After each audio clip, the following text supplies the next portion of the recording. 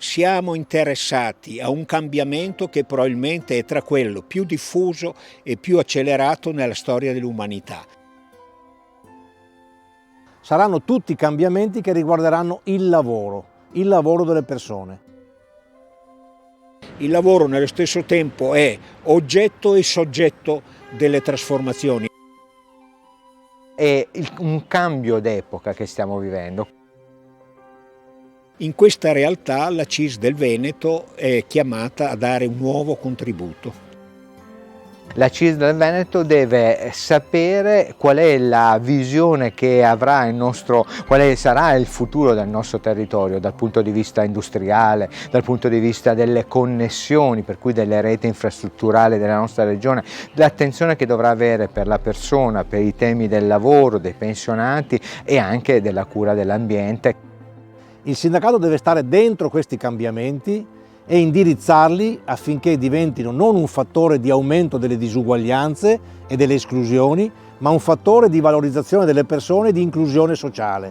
Una delle fasi più interessanti e probabilmente anche potenzialmente più entusiasmanti per l'attività sindacale. Le sfide future per il sindacato, per la CISL del Veneto, è quella di saper ben interpretare questo tempo. È una sfida che riguarderà i prossimi decenni, che si può vincere solo con un sindacato che ne è consapevole e che mette in campo tantissime persone in tutti i luoghi di lavoro e nei territori in grado di affrontare questi temi.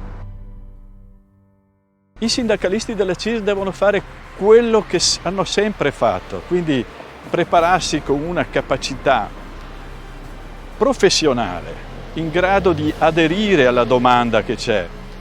È stata sempre la nostra caratteristica nel contrattare contrattare in modo adeguato. Conoscere la comunità, il territorio, stare con le persone e fare tanta contrattazione. Il sindacato dovrà cercare di rappresentare il lavoro che cambia. Contrattare vuol dire costruire dei progetti, delle proposte che possano trasformarsi in condizioni migliori.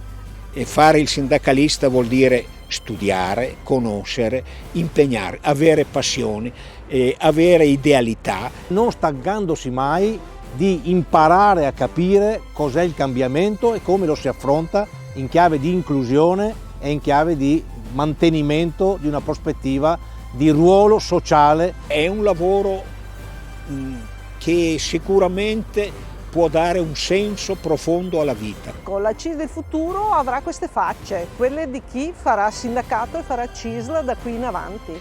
Per il sindacato si apre un grande futuro.